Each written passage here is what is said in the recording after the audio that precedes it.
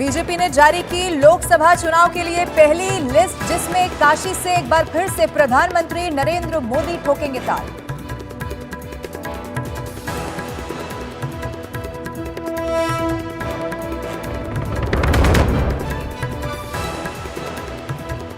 BJP ने दिल्ली में 4 सीटों पर उतारे नए चेहरे। दिल्ली के चांदनी चौक से प्रवीण खंडेलवाल, दक्षिण दिल्ली से रामवीर सिंह बिधूड़ी को टिकट, पश्चिमी दिल्ली से कमलजीत सहरावत को बीजेपी का टिकट, नई दिल्ली सीट से बांसुरी स्वराज लड़ेंगे चुनाव। मध्य प्रदेश के पूर्व मुख्यमंत्री शिवराज सिंह होंगे विदिशा से बीजेपी के उम्मीदवार, गुना से ज्योतिरादित्य सिंधिया लड़ेंगे चुनाव।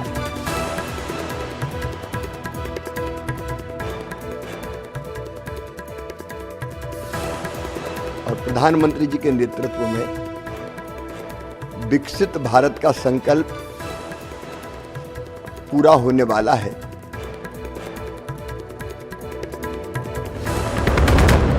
बीजेपी ने दिल्ली से 4 सांसदों के काटे टिकट। रमेश बिधूड़ी, प्रवेश वर्मा, मीनाक्षी लेखी और डॉक्टर हर्षवर्धन को नहीं मिला टिकट। भोपाल से सांसद साध्वी प्रज्ञा ठाकुर का भी पत्ता कट। आज केंद्रीय मंत्रिपरिषद की बैठक लेंगे प्रधानमंत्री नरेंद्र मोदी। सुबह 10:30 बजे से शुरू होगी काउंसिल ऑफ मिनिस्टर्स की बैठक। जामनगर में अनंत अंबानी और राधिका मर्चेंट की प्री वेडिंग सेरेमनी का तीसरा दिन। जश्न में अंबानी परिवार ने गरबा किया। फिल्म जगत के तीनों खानों में पहुंचकर बांधा समा। नीता अंबानी ने दी इमोशनल स्पीच।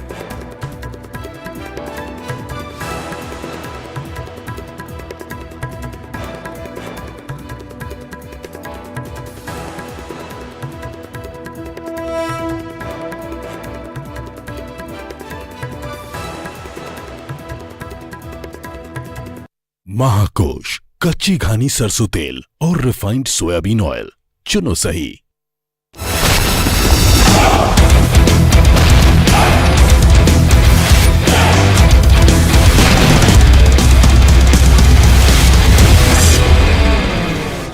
नमस्कार, बहुत स्वागत है आपका। आप देख रहे हैं न्यूज 18 इंडिया। आपके साथ हूं मैं लवीना राज। एक बड़ी खबर के साथ करेंगे शुरुआत। शनिवार को भारतीय जनता पार्टी ने लोकसभा चुनाव के लिए अपने 195 उम्मीदवारों को मैदान में उतार दिया है। बीजेपी की पहली लिस्ट में पुराने चेहरों को भी जगह मिली है, तो वहीं नए चेहरे को भी यहां पर मौका दिया गया है। बीजेपी की लिस्ट में जो पहला नाम है वो है देश के प्रधानमंत्री नरेंद्र मोदी का, जो लगातार तीसरी बार वाराणसी से ताल ठोकेंगे। लिस्ट में राजनाथ सिंह को लखनऊ से मैदान में उतारने का ऐलान कर दिया गया है। बीजेपी की लिस्ट में सुषमा स्वराज की बेटी बांसुरी स्वराज का नाम भी शामिल है, जिन्हें पार्टी ने नई दिल्ली से उम्मीदवार बनाया है। सबसे बड़ी खबर यह है कि 195 उम्मीदवारों का ऐलान हो चुका है। अभी और लिस्ट आना बाकी है, लेकिन भारतीय जनता पार्टी जो एक बड़ा टारगेट सेट करके मैदान में उतरने को अब तैयार दिखाई दे रही है। 2024 लोकसभा चुनाव से पहले ये पहली लिस्ट जारी हो चुकी है। अब आपको ये भी दिखा देते हैं कि किसका टिकट कटा है और किसे मिला है। भोपाल आप देखेंगे तो प्रज्ञा सिंह ठाकुर का टिकट कट गया है। आलोक शर्मा को मैदान में उतारा गया है। विदिशा से रमाकांत भार्गव का टिकट काटकर पूर्व मुख्यमंत्री शिवराज सिंह चौहान को उम्मीदवार यहां से घोषित कर दिया गया है। गुना मध्य प्रदेश में केपी यादव को नहीं मौका मिला, लेकिन ज्योतिरादित्य सिंधिया पर भरोसा जताया गया, मैदान में उन्हें उतार दिया गया है। मध्य प्रदेश की सूची इस वक्त क्या कहती है, कैसी दिखाई देती है, वो इस वक्त हम आपको दिखा रहे हैं। सबसे बड़ी बात यह है, आप देखिए ग्वालियर में भी विवेक शेजवलकर को यहां पर नहीं टिकट दिया गया है, लेकिन भारत सिंह कुशवाहा, इन पर भरोसा जताया गया है। हजारीबाग पश्चिम बंगाल में आप देखेंगे तो जयंत सिन्हा की जगह मनीष जायसवाल को टिकट दे दिया गया है। नागौर से हनुमान बेनीवाल अब चूंकि साथी नहीं है, ज्योति मिर्धा को यहां से मैदान में उतारा गया है। इसके अलावा गुजरात के पोरबंदर से रमेश धड़ूक की जगह मनसुख मांडविया एक बड़ा चेहरा है भारतीय जनता पार्टी का। आप राजकोट से देखेंगे तो मोहन कुंडारिया की जगह पुरुषोत्तम रुपाला पर भरोसा जताया गया है, ऐलान कर दिया गया है। अहमदाबाद पश्चिम से दिनेश मकवाना को मैदान में उतारा गया है। किरीट सोलंकी का टिकट कट गया है। बनासकांठा गुजरात से परबत पटेल को मौका नहीं मिला है, लेकिन रेखा चौधरी को यहां पर मैदान में उतार दिया गया है। और इधर बीजेपी की पहली लिस्ट जारी होने के बाद प्रधानमंत्री नरेंद्र मोदी ने एक्स पर लिखा है कि मैं बीजेपी नेतृत्व को धन्यवाद देता हूं और मुझ पर निरंतर विश्वास करने के लिए पार्टी के करोड़ों निस्वार्थ कार्यकर्ताओं को नमन करता हूं। मैं तीसरी बार काशी के अपने बहनों और भाइयों की सेवा के लिए तत्पर हूं। 2014 में मैं लोगों के सपनों को पूरा करने और सबसे गरीब लोगों को सशक्त बनाने की प्रतिबद्धता के साथ काशी गया था। पिछले 10 सालों में हमने विभिन्न क्षेत्रों में महत्वपूर्ण प्रगति की है और बेहतर काशी की दिशा में काम किया है। ये प्रयास और भी ज्यादा शक्ति से जारी रहने वाला है। मैं काशी के लोगों को उनके आशीर्वाद के लिए विशेष आभार व्यक्त करना चाहता हूं, जिसे मैं बहुत महत्व देता हूं। अब भारतीय जनता पार्टी ने किस आधार पर उम्मीदवारों का नाम तय किया है और किन वजहों से मौजूदा सांसदों के टिकट कट गए हैं, इसके पीछे की रणनीति क्या कहती है, आपको बताते हैं। सबसे पहला तो जीतने की क्षमता देखी गई है। 155 जीती हुई सीटों पर उम्मीदवार यहां पर तय है। जमीन से जुड़े हुए नेताओं को टिकट मिला है, प्राथमिकता मिली है। पहली लिस्ट में 34 मंत्रियों को टिकट दिया गया है। 370 के बीजेपी के लक्ष्य को ध्यान में यहां पर केंद्र में रखा गया है। कार्यकर्ताओं से फीडबैक लिया गया है। इसके अलावा आपको मैं बता दूं, सर्वे रिपोर्ट को भी ध्यान में रखा गया है। उसी के आधार पर यह चयन हुआ। खराब रिपोर्ट वालों के टिकट काट दिए गए हैं, ये इससे साफ दिखाई देता है। 2019 में हारी हुई जो सीटें थी उन पर अब ज्यादा फोकस है। विवादित चेहरों से किनारा करने की कोशिश की गई है, जिससे कोई भी नुकसान चुनाव में ना होने पाए। सबसे बड़ा ये देखा गया है कि जीतने की क्षमता आखिर कौन से प्रत्याशियों में है, चाहे वो सामान्य कार्यकर्ता ही क्यों ना हो, उस पर बीजेपी ने भरोसा जता दिया है। बीजेपी ने किन केंद्रीय मंत्रियों के टिकट इस बार यहां पर काट दिए हैं, उनके नाम भी अब हम आपको दिखाने जा रहे हैं और किन पर भरोसा जताया है ये भी हम आपको बताते हैं, क्योंकि बीजेपी ने एक सोची समझी रणनीति के तहत जो 195 उम्मीदवार हैं उनका ऐलान कर दिया है। अब किसे मिले हैं टिकट वो आप देख लीजिए। अमित शाह गांधीनगर, राजनाथ सिंह को लखनऊ से उतारा गया है, स्मृति ईरानी को अमेठी से, किरेन रिजिजू को अरुणाचल पूर्व से यहां पर चुनावी मैदान में उतारा गया है। मध्य प्रदेश में आप देखेंगे तो ज्योतिरादित्य सिंधिया को गुना से, राजस्थान में आप देखिए अलवर से भूपेंद्र यादव, जोधपुर से फिर से गजेंद्र सिंह शेखावत, सर्बानंद सोनोवाल डिब्रूगढ़ से चुनावी मैदान में ताल ठोकेंगे। संजीव बालियान को मुजफ्फरनगर से टिकट मिला है। अर्जुन मुंडा खूंटी से होंगे, तिरुवनंतपुरम से राजीव चंद्रशेखर, बीकानेर से अर्जुन राम मेघवाल एक बड़ा नाम यहां पर सामने आया। इसके अलावा पुरुषोत्तम रूपालो को राजकोट से टिकट मिल चुका है। पोरबंदर से मनसुख मांडविया को, जी किशन रेड्डी को सिकंदराबाद से, फग्गन सिंह कुलस्ते को मंडला से चुनावी मैदान में उतार दिया गया है। दूसरी तरफ आप देखेंगे मोहनलालगंज से कौशल किशोर, साध्वी निरंजन ज्योति, फतेहपुर से महाराजगंज से पंकज चौधरी और कूच बिहार से निशित प्रमाणिक को चुनावी मैदान में उतारा गया है। दूसरी तरफ खीरी से, लखीमपुर खीरी से अजय मिश्र टेनी, भानु प्रताप वर्मा जालौन से, बांकुड़ा से सुभाष सरकार और बनगांव से शांतनु ठाकुर को टिकट दिया गया है। और अब बात दिल्ली की भी करते हैं। बीजेपी ने दिल्ली में 5 सीटों पर उम्मीदवारों के नाम का ऐलान कर दिया है, अब जिसमें से पार्टी ने अपने 4 सांसदों के टिकट काटकर नए चेहरों को मौका दिया है।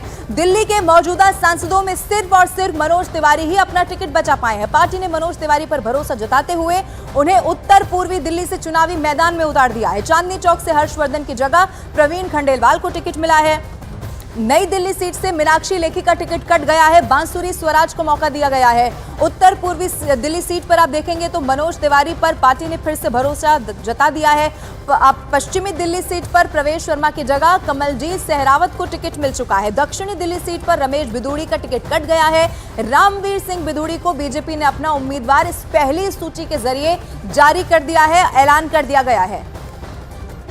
दिल्ली में बीजेपी ने उम्मीदवारों के नाम तय करने में किन किन बातों का ख्याल रखा है, अब आपको वो भी ग्राफिक्स के जरिए समझाने की मैं कोशिश करती हूं। सबसे पहले आप ये जानिए कि मौजूदा सांसदों के खिलाफ सत्ता विरोधी लहर तो यहां पर नहीं है। ऐसा माना जा रहा है कि ये एक बड़ा कारण हो सकता है। मौजूदा सांसदों के खिलाफ अगर विरोधी लहर है तो ये सबसे बड़ा कारण है। विधानसभा चुनाव 2025 को भी केंद्र में रखा गया है। केजरीवाल को एक बड़ी चुनौती कैसे दी जाए, ये भी एक बड़ा केंद्र में मुद्दा रखा गया। विवादित बयान देने वाले सांसदों से किनारा करने की कोशिश की गई है। आपको यह भी बता दें कि नई लड़ाई के लिए नए चेहरों और खास तौर पर महिलाओं पर भरोसा जताया गया है। जातीय और क्षेत्रीय संतुलन को कैसे बैलेंस किया जाए, ये भी इस लिस्ट में कोशिश दिखाई देती है। फोकस यहां पर भारतीय जनता पार्टी का नजर आता है। भारतीय जनता पार्टी ने नई दिल्ली सीट से अपना उम्मीदवार बदल दिया है। मीनाक्षी लेखी का टिकट कट गया है और बांसुरी स्वराज को पार्टी ने टिकट दे दिया है। टिकट मिलने के बाद बांसुरी स्वराज ने खुद क्या कहा, सुनिए।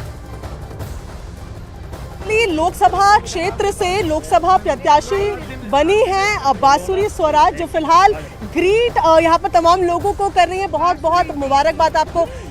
देखिए तमाम लोग आ रहे हैं, बधाई दे रहे हैं। और बांसुरी स्वराज जो है अब नई दिल्ली लोकसभा से चुनाव लड़ने वाली है। बांसुरी जी, एक रिएक्शन जरूर लेना चाहेंगे। जब खबर मिली आप कहाँ थी और पहला रिएक्शन क्या था कि नई दिल्ली से लोकसभा? जी, पहला रिएक्शन बहुत ज़्यादा कृतज्ञ महसूस करने का था।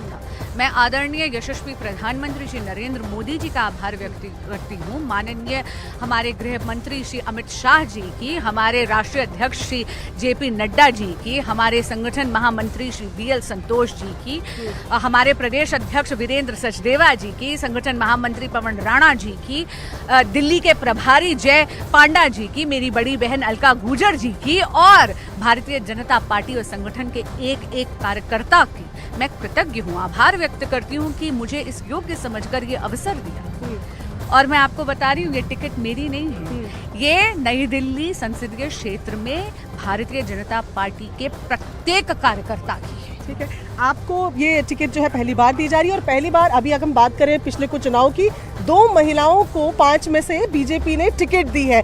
2 महिलाएं 5 में से, अच्छा खासा रेशियो है।